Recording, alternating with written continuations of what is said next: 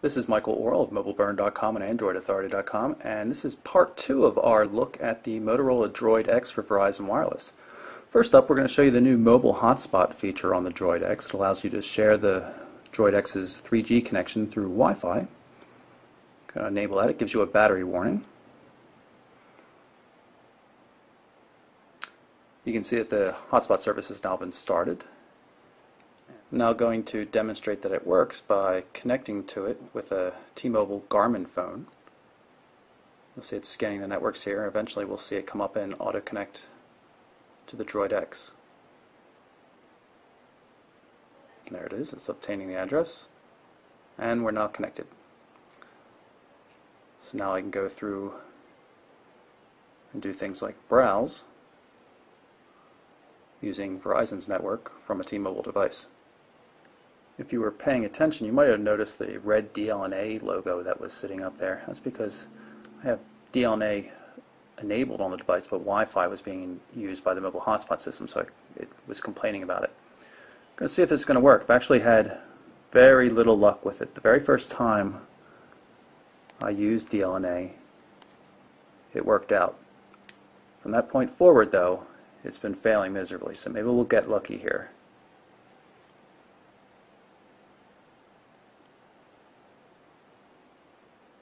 Does appear to be working. It's not the directory I want it to be in.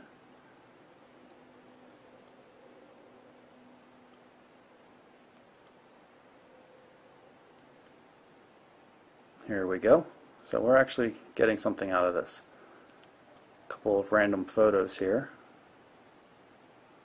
Oh, nope, we're not getting any photos out of it. It has once again failed now. It's not showing any files or directories anywhere as we move back. Yep, once again it looks like DLNA is failing completely again. So like I said, the very first time I used it, I was able to watch video and browse photos and stuff from another device on the network. I've since not been able to do it, even rebooting the phone and everything, so DLNA doesn't seem to be working too well. This is the browser on the Droid X. You can see this is the mobile version of MobileBurn.com. Works in landscape and portrait modes. The 1 GHz processor renders pages quite quickly. We're on a Wi-Fi connection too, which helps as well. There's support for multiple windows. I've already got the full version of MobileBurn.com loaded up on this page. There is support for double tap intelligent zooming. There's also multi-touch zooming with pinch and stretch gestures. Load up this page here.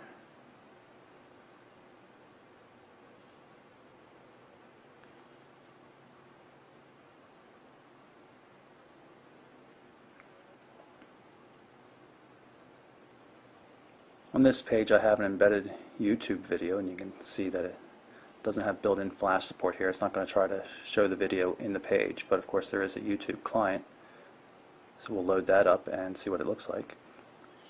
It's a sample HD video I shot with the phone's camera, and I'll show you this video for real in just a minute. Before we get to the camera though, I wanted to show you some of the text editing capabilities. Notice when I'm tapping there's a little red ball or whatever you want to call it around where I place the cursor. If you long press on that, it allows you to get a zoomable area so you can much more easily place the cursor, not unlike how the iPhone works. And you can use it to move all around. Works quite well. Got the camera loaded so I can show you how to take a photo. Camera shutter button's right up here, red. Just press it halfway to get focus. Press it the rest of the way to take the photo. And you have some options what you can do with it right away. You can upload it to different services. I don't have anything set up, but you can even have it set to go up to a photo sharing site or even email. When you tap the screen, it brings up controls. There are a number of different scene modes. When you get the one you want, just tap on it. And again, let's see how the steady shot does. It's going to be using digital image stabilization. Looks like it did a fair job. Same kind of interface for effects.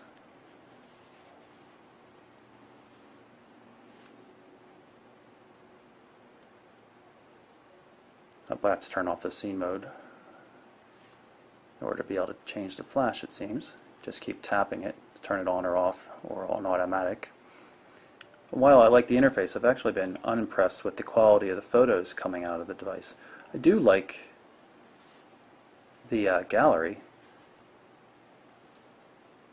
but I've just not really liked the images themselves. Very soft in focus. I mean, even with the flash and everything, I've just been unimpressed.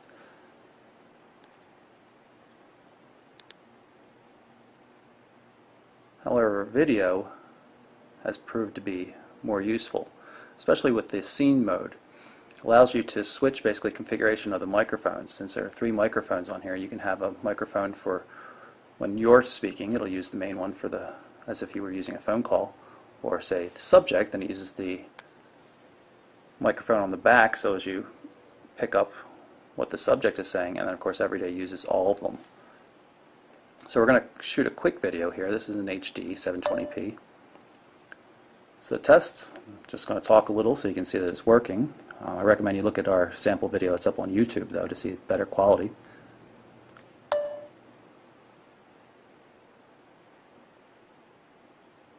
And then we'll go back in the gallery to play it.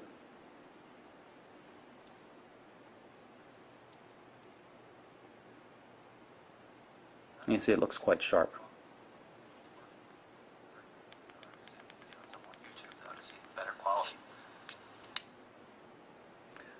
I'll load the music player here, and interestingly, the music was synchronized over real MTP, multimedia transfer protocol support. Worked very well. Has a lot more connectivity for synchronizing and sharing media between computers, other phones, and everything.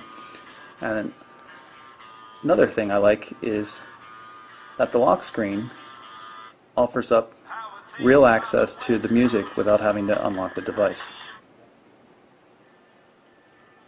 Now, of course, you can unlock the device and get back to everything. In general, though, the media player is fairly stock Android.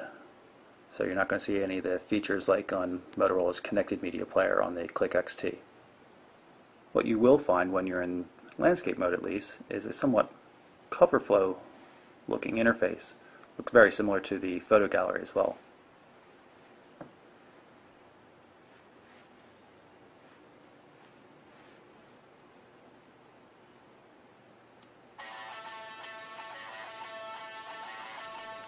I've jumped into the settings just to show you how much storage is available on this device though. Of course, it comes with a 16 gig SD card that has about 15 gig available right off the bat, and there's also over 6 gig available built-in storage. We drop back out, we can jump down to the About section and you can see what version of firmware we're running, Android 2.1.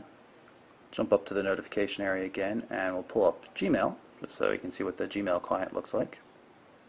Odd, it's reporting no connection, even though there's a obvious Wi-Fi connection there.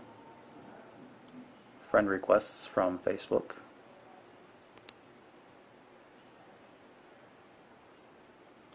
Here's a test email that I had used for the Samsung Wave video. You can see the formatted text and some attachments. Spreadsheet. And a Word doc file.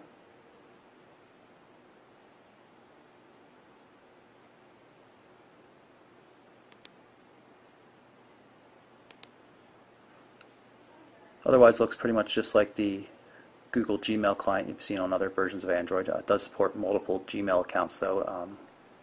The Android market looks just as it does on other 2.x devices. There's a specific Verizon version where they have their recommended apps and some of the apps that they've built themselves. Easy to check out an application and install it. Notice it's downloading in the notification area. It's been installed. You tap on it and we can actually run it. If you wish to uninstall the application, you can do that from the App Store as well.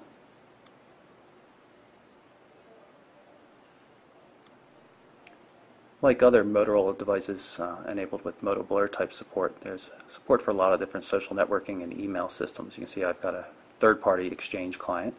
Verizon offers a contact backup assistant, Facebook, one Google account, one Twitter account. You can see what else is on offer. The Droid X has its own Exchange client. You can do IMAP and POP, email, Gmail, another additional Gmail accounts, Skype Mobile, the visual voicemail. There's built-in support for Yahoo Mail and PhotoBucket and Picasa as well, although not Flickr. I'm going to take a look at the contact system. You notice that there are new shortcuts here, so you can get directly into, say, contact search.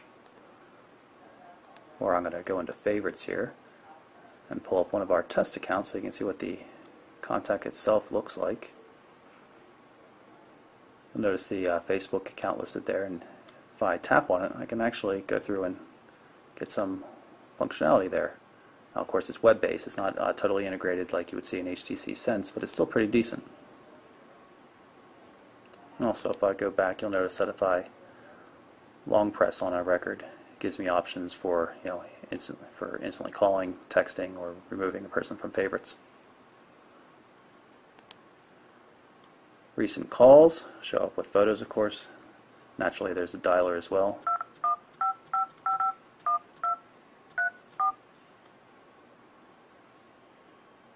Maybe the speaker. Turn the volume down a little bit. Welcome to Verizon Wireless. Your call can now be completed as Another new feature is the ability to double tap on the display to silence an incoming call. Or if there's an alert of some sort, you can just flip the phone over and it'll automatically go into vibrate mode. So that wraps up part 2 of our look at the Motorola Droid X for Verizon Wireless. In part 3, we'll take a look at all the applications that come loaded on the device. But until then, I'm Michael Orrell for MobileBurn.com and AndroidAuthority.com.